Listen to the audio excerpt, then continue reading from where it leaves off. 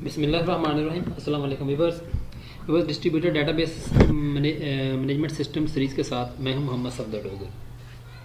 Viewers, पिछले lecture के अंदर हमने देखा था कि डिस्ट्रीब्यूटेड डेटाबेस का जनरल आर्किटेक्चर क्या होता है। उसके बाद व्यूअर्स हम देखेंगे कि design strategies of distributed database management system.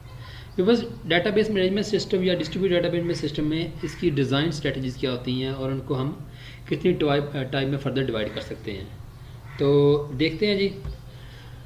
Distributed database management system provide efficient strategy that assist and adopting different design from the available design alternative.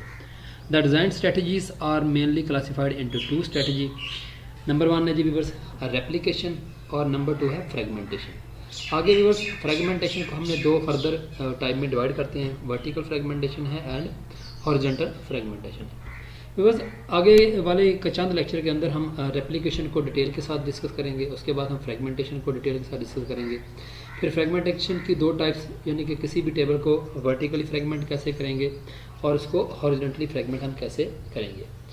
Viewers, किसी भी डेटाबेस को डिज़ाइन करने की मुख्तलिफ स्ट्रेटजीज होती हैं। यानी कि अगर आप simple relational database management system की बात करें तो उसके अंदर आप इसको टॉप डाउन या बॉटम अप स्ट्रेटजी से उसको डिज़ाइन करते हैं। अब यहाँ पे व्यूअर्स आपने डेटाबेस क्रिएट कर ली है, अब उसको आपने डिस्ट्रीब्यूट करना है।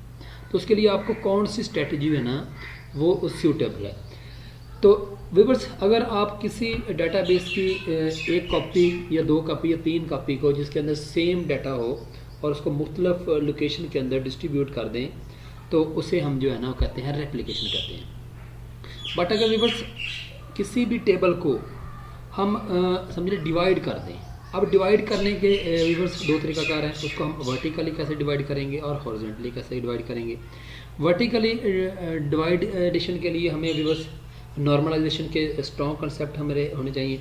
तो अगर आपको व्यूअर्स नॉर्मलाइजेशन का कंसेप्ट नहीं है तो मेरी जो सिंपल डेटाबेस मैनेजमेंट सिस्टम की सीरीज़ है उसके अंदर मैंने काफ़ी लेक्चर जो है ना वो normalisation, first normal form, second, third and BCNF के बारे में दिए हुए हैं। तो आप वहाँ से अपने कंसेप्ट जो है ना वो क्लियर कर सकते हैं। इसी तरह व्यूअर्स अगर हम हॉरिजॉन्टल फ्रेगमेंटेशन की बात करते हैं तो उसके लिए हमें रिलेशनल अलजेब्रा के अंदर जैसे हमने सिलेक्शन पढ़ी थी तो उसको यानी कि हमें डिस्कस करेंगे। तो अगर आपको रिलेशनल अलजेब्रा के अंदर प्रोजेक्शन और सिलेक्शन को नहीं पढ़ा तो उसको आप जो है ना वो पढ़ सकते हैं। जैसे व्यूअर्स हमने किसी टेबल को वर्टिकली डिवाइड करना है तो उसके लिए हमें प्रोजेक्शन की ज़रूरत होगी, जो रिलेशनल अलजेब्रा का एक टॉपिक है जिसके अंदर व्यूअर्स हम मुख्तलिफ उसके जो है ना समझ लें कॉलम्स या सेलेक्ट करते हैं। इसी तरह अगर हॉरिजॉन्टल की बात की जाए तो उसके लिए हमें सिलेक्शन की ज़रूरत पड़ती है, जो हम रिलेशनल अलजेब्रा के अंदर इन डेटाबेस मैनेजमेंट सिस्टम के अंदर हम डिस्कस कर चुके हैं। तो मैं स्ट्रांगली रिकमेंड करूँगा तमाम स्टूडेंट से कि वो नॉर्मलाइजेशन एंड रिलेशनल अलजेब्रा और रिलेशनल अलजेब्रा के अंदर आपके कुछ सिलेक्शन, प्रोजेक्शन और साथ में व्यूअर्स इसी तरह ज्वाइन। अब देखें ना, किसी टेबल को आपने वर्टिकली अगर डिवाइड किया है या हॉरिजॉन्टली डिवाइड किया है तो उस टेबल से डाटा जो अब आपने मर्ज करना है तो उसके लिए आपको ज्वाइन का कंसेप्ट भी होना चाहिए।